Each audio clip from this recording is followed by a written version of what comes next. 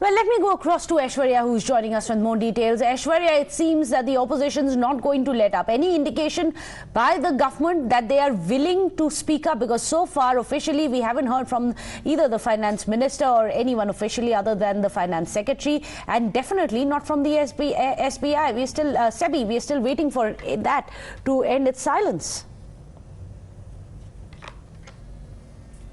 Well, there were total 9 opposition political parties who came out together and served the suspension notice and demanded a discussion on the entire issue under Rule 267. But the government rejected it, and that's where the conflict arose as the leader of opposition from Rajya Sabha, Mallikarjun Kharge, and leaders from the other opposition parties came out together and said that government is not listening to them. They wanted first a discussion to be held on the Adani issue, and later there could be discussion on the president's address and on the budget as well, because they seem that it is very important, as 27% of the shares have dropped in the last few days, and it's a huge money that for public had been invested in SBI and LIC and also other financial institutions which had been exposed to Adani, right. And therefore the reason perhaps absolutely first, these discussions should be held. But we'll keep tracking the developments on that front. Let me go across to my panelists. Joining us today on the show, Tushar Gupta, senior editor of Swarajya, Ashutosh, a political analyst. Ashutosh, I'm going to come to you first, because you have the MD of LIC saying that LIC has less than 1% investment in Adani Group, and it is only one of the stocks that they are investing on the whole. You have the SBI chairperson saying that the exposure to the Adani Group has been well below the RBI limit, and there are adequate mechanisms which are in place to ensure that the exposure is secured. Ashutosh, then why should people get worried, or should people get worried with the alarmist attitude that we have seen from the opposition? Or do you think it's well-founded? I think alarmist attitude, you are saying, I think that's the softest word which could be used right now. I think the kind of the things which is coming out of the Hindenburg report, I think it requires a very, very extensive investigation into this.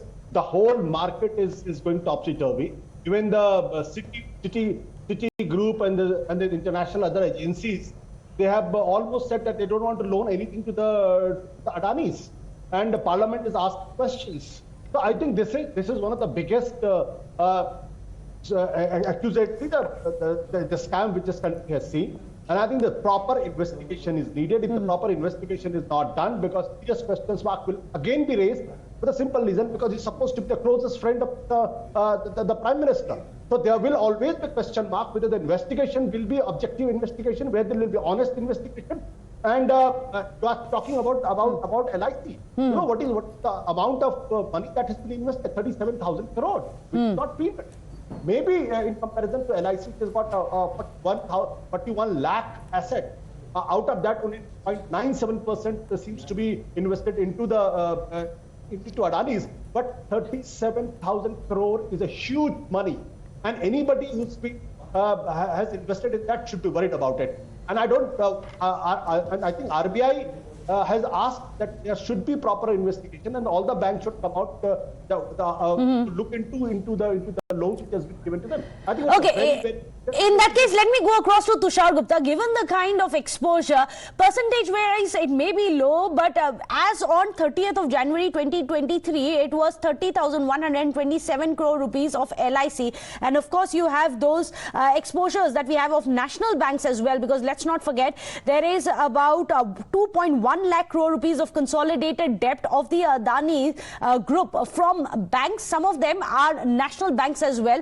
So people who may not have directly invested may still be affected by all of this. Why shouldn't there be a thorough probe? More importantly, should the government come out and speak, at least allow the parliament to debate it? Good afternoon, Meghna. Look, one thing, the 30,000 crore number you quote is the purchase value. That is how much money the LIC gave to purchase their share in Adani. The market value, the value of that 30,000 crore as on 27 January was close to 56,000 crore. So these are two numbers we really need to take in very, very seriously. To just say that, oh, it's 30,000 crore going down the drain, that's not how it works when it comes to the LIC holdings in Adani.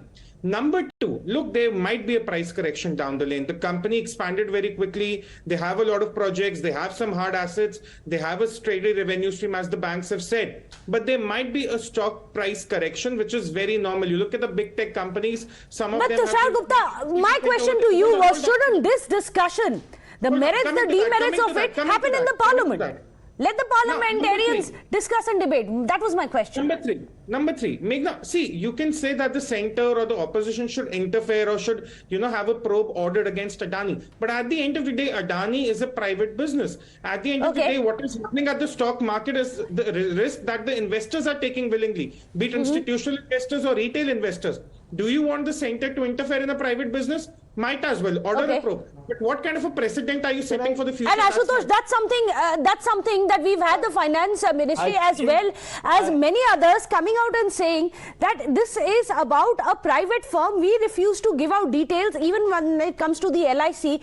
They have said that this is about a private firm. Even the SBI says we are not going to go into the specifics of each and every place and each and every company that we've invested in. It's a very, very, very, very, very weak difference. Very, very, very weak difference. And I think it has no logic, it has no sense.